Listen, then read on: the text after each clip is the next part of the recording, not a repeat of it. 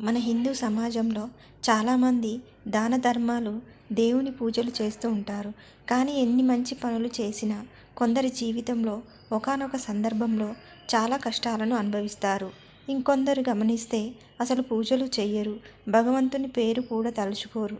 కానీ అలాంటి వారు మాత్రం ఎప్పుడూ సుఖ సంతోషాలతో ఉంటారు. చాలామంది అనుకుంటూ ఉంటారు, ఎక్కువగా పూజలు చేసేవారికే, నిత్యం భగవంతుణ్ణి ఆరాధించే వారికే కష్టాలు వస్తాయని.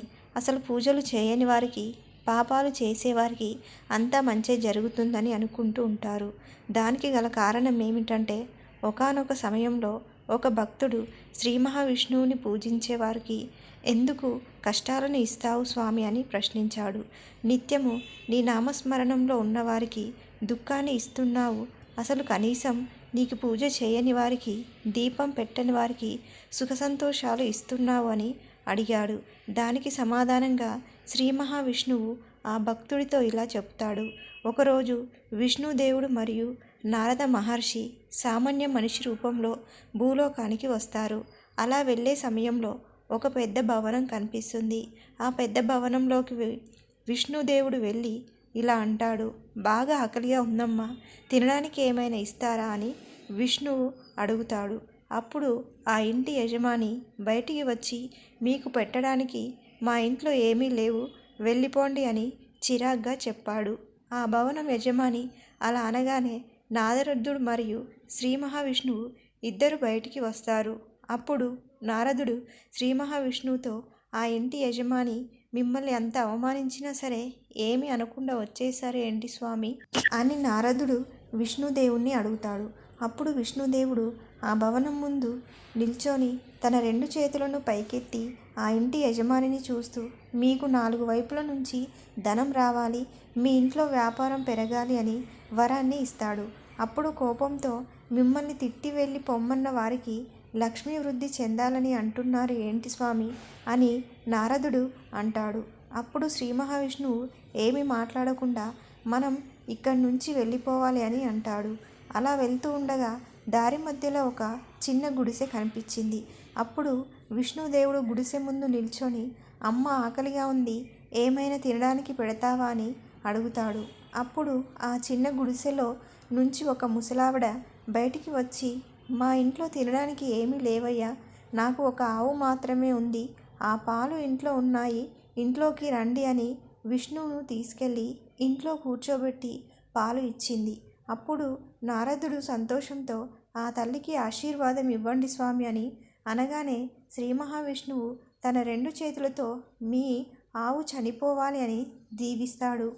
అప్పుడు కోపంతో, మన కడుపు నింపిన తల్లికి తన ఆవు చనిపోవాలని వరం ఇస్తున్నారు ఏంటి స్వామి, అదే ఆ యజమాని మనల్ని బయటకు పంపాడు, అతనికి మాత్రం ధనం రావాలని దీవించావు, మీ లీలలు నాకు అర్థం కావడం లేదు స్వామి అని అంటాడు. దానికి శ్రీ మహావిష్ణువు, ఆ ముసలావిడ రోజు నన్నే తలుస్తూ ఉంటుంది, తన ఇంట్లో ఉన్న ఆవు మీద ఆమెకు చాలా ప్రేమ ఉంది, ఆ ముసలావిడకు తను చనిపోతే ఆమె ఆవు ఏమైపోతుందో అని బాగా బాధపడుతుంది, ఆ ముసలావిడ అలా ఆలోచిస్తూ చనిపోతే భగవంతుని వద్దకు రాలేదు, స్వర్గంలో నా దగ్గరికి చేరుకోలేదు, కాబట్టి ఆ ముసలమ్మ చనిపోకముందే ఆవు చనిపోవాలని చెప్పాను. అప్పుడు ఆ ముసలమ్మ తన చనిపోయినప్పుడు ఏ ఆలోచనలు లేకుండా ప్రాణం విడుస్తుంది అని మహావిష్ణువు నారదుడికి వివరిస్తాడు.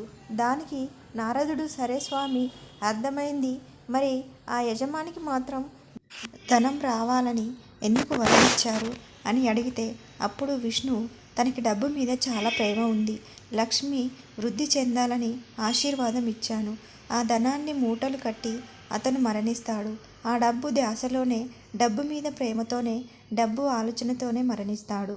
అప్పుడు అతను చనిపోయాక కూడా ఒక పాములాగా జన్మించి సంపదను రక్షిస్తూ ఉంటాడు, ఎప్పటికీ భగవంతుని వద్దకు చేరుకోలేడని విష్ణువు చెప్తాడు.